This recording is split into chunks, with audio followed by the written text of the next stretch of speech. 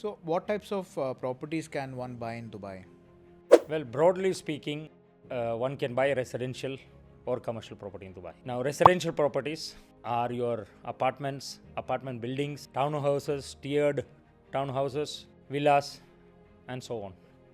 When we speak of commercial properties, we are referring to warehouses, commercial land, offices, office buildings, etc.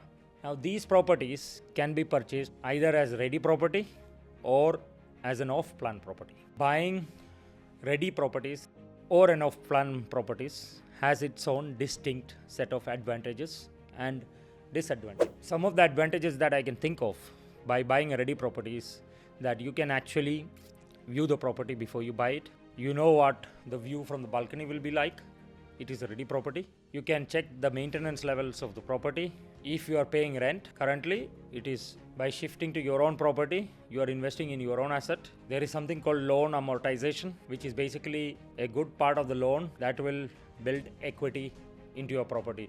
So if you are not familiar with this, that is fine. I will explain this in the following videos in future.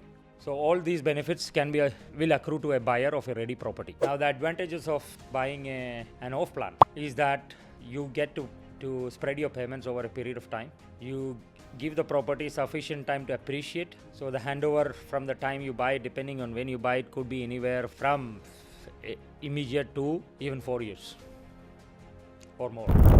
Another advantage of buying an off-plan property is that you can actually get to choose the layout, the view, and the specific property within that community. It is also possible to take out a mortgage on an off-plan property once a certain amount of payment is completed and once the developer gives you a handover certificate. This could be 60%, 70%, depends on the specific project, or even less in some cases.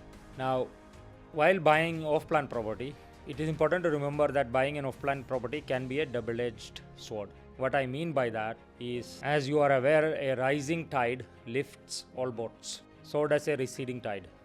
So if you have purchased your property in a bull market when the property prices are rising, and let's take a scenario where the property is handed over after 3 or 4 years, and at that time, if the sentiment has changed and the market has dropped, you are likely to see in some instances the price of the property is selling at a lower price than the price you have purchased. That is your original price. What is important here is not to panic and hold on to the property until, especially if you are an investor.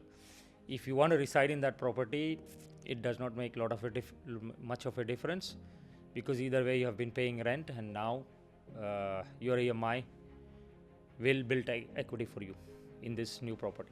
But if you are an investor, one should not panic and hold on to the property until it recovers and until you realize your objectives and goals, which could be to sell the property at a specific price, or it could be just to keep it for rental income, which you will anyway get even if the property prices have fallen.